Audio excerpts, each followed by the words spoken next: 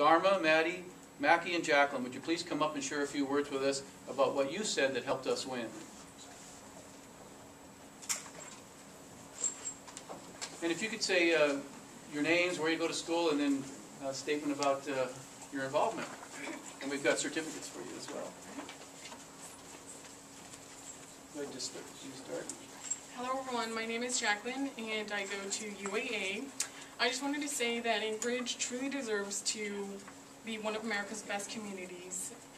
Besides the wonderful fresh air and the scenery, Anchorage is a place where dreams become a reality. I know that being here and living here, it has opened many doors for me. I know that in the future, Anchorage will only inspire more dreams to come true. Thank you. My name is Mackie Bogart, and I attend Shugark High School. It's my senior year.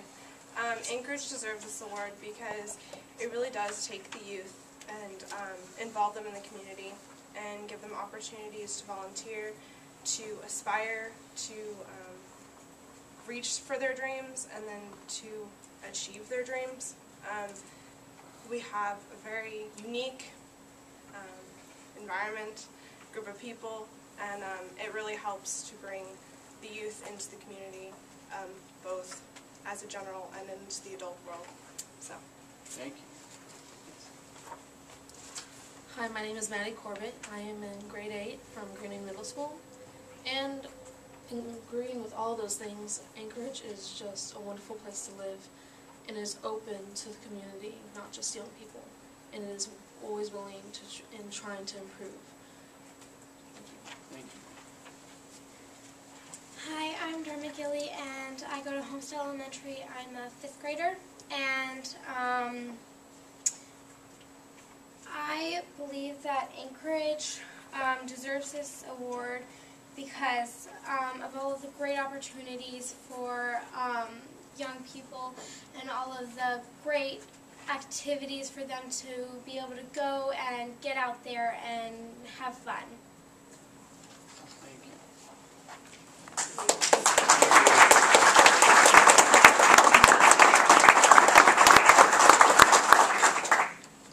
Well, again, we're very honored to receive this award, and I want to thank everyone who worked so hard, especially Debbie Bogart with Anchorage's Promise. Debbie, raise your hand. And the other organizations that spent hours on the application as well. But again, thank you all, and thank you. We've got obviously wonderful young people in this town, and it sometimes doesn't get reported because we only hear sometimes about the things that people do wrong, but there's an awful lot of kids doing good things out there. The final item on the agenda today is we are pleased to announce that we are launching Energy Watch Part 2. As you all remember, last year we reached out to the communities of South Central Alaska and asked them to help us in case that there was ever a question about the deliverability within our natural gas system. And as we said last year, an emergency is unlikely, but it can happen that a loss of pressure could lead to a disruption in service. And utilities have a long list of things they can do before the public's asked for help, but it is always good to be prepared. Particularly, again, we had 2 winters in a row a couple of years ago where prolonged periods of 15 below weather led to a drop in pressure, and things got a little bit dicey. So last year we asked residents to become familiar with the steps they could take to reduce energy use in the unlikely event of an emergency, and really just simple things like turning off the lights, turning down the heat, not using your dishwasher that day, or maybe holding off on doing a load of laundry. And last October we tested the citizens' willingness to participate, and the response was actually fairly outstanding considering we didn't have a whole lot of time to announce the program. We saw reductions between 2 and 6% in the use of energy, which might be just what it takes to save us from an emergency situation if we got to that point. So this year again, we're joining with our regional partners from Mat-Su and Kenai Borough. We're raising awareness through a campaign of TV ads, which launched later this week. We're asking consumers to become familiar again with Energy Watch, and they'll be receiving in their utility bills and other announcements the kind of the steps to take in case that there is a concern. So on October 20th, on Wednesday, between 6 and 8 p.m., we'll be doing our second conservation test. So we ask you to spread the word, tell your friends and neighbors for that 2-hour period. It really does help us to practice these things. Just like, for example, City Manager George Vacalis and our Emergency Management Director Kevin Spillers, who's here today. Kevin, raise your hand. They've been working in addition to the project to help ask the citizens to help participate, they've been doing the emergency management planning with tabletop exercises with our different utilities and the large consumers of energy to know just exactly who would be responsible for what in case there was an energy disruption. So they're planning for the worst case scenario, but we're asking you, the citizens of South Central, to help us plan so that there isn't a worst case scenario. So I want to thank everybody in advance for participating. It certainly isn't one of those desperate situations, but it's really good to practice these things. And we've got some folks from the different utilities here. Joe Griffith from MEA is here, and who else we got here today? We got Phil. oh, Phil Chugach. from Chugach. Hi, Phil. I didn't see you back there. I'm sorry. Mary and Mary, yeah. From yes, and Joe Gallagher with Homer Electric Association. oh, Joe, welcome. So we've got 4 utilities represented here, and I'm probably missing somebody too. N-Star. Where's Jen Star? Oh, John Sims with N-Star. Where's John? Oh, hi, John. I'm sorry, everybody's such a full crowd today. I can't pick people out. So, Mary Wilcox and the Borough Emergency Management Coordinator Eric Mohrmann, or Joe Griffith, any would like to come to the podium and say anything about the program, you're welcome to do so. And again, we sure appreciate all your participation and help. Far be Come on it up, for Joe. me to turn down Joe's the never, chance. Joe's never been speechless, so Thank you. thank you. Susan Wilcox from the Kenai Peninsula Borough, Chief of Staff. And the Kenai Peninsula Borough is very pleased to participate in the Energy Watch program this year again. And we look forward to our participation on October 20th. Thank you. The Matsu Borough is standing ready. The mayor couldn't make it. He's taking a new job, so I don't know whether he's losing interest in it. But so I'm standing in for him and for the electric utility out there.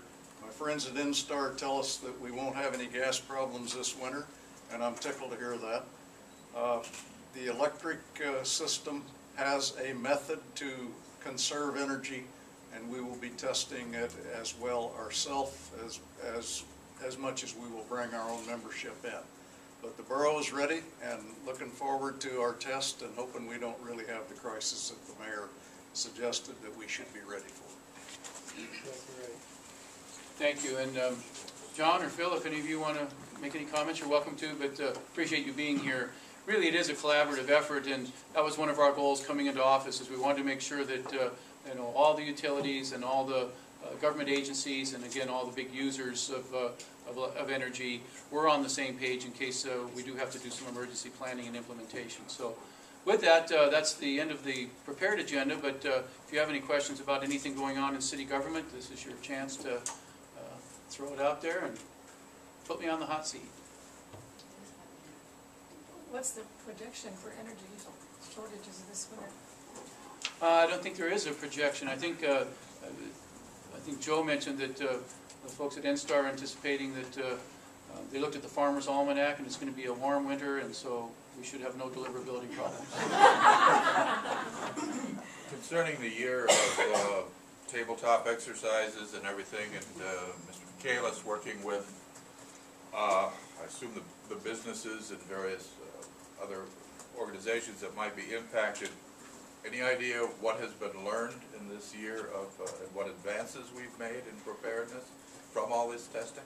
Well, you know, what we've learned really is that it was long overdue that we have these sort of exercises, because quite frankly, there was not a coordinated system where it involved all the players working together. Now, each utility has a plan, don't get me wrong, and you know, a lot of your large businesses and the military bases, they have a plan, but it was never completely coordinated within each other. You know, so that was the goal, is to make sure that because we are a system and we all use the same resources, that it really be a comprehensive, integrated plan. And I think that's been the main thing, is it's all become integrated and everybody's talking to each other, and we're all on the same page about who would do what and when you would do it.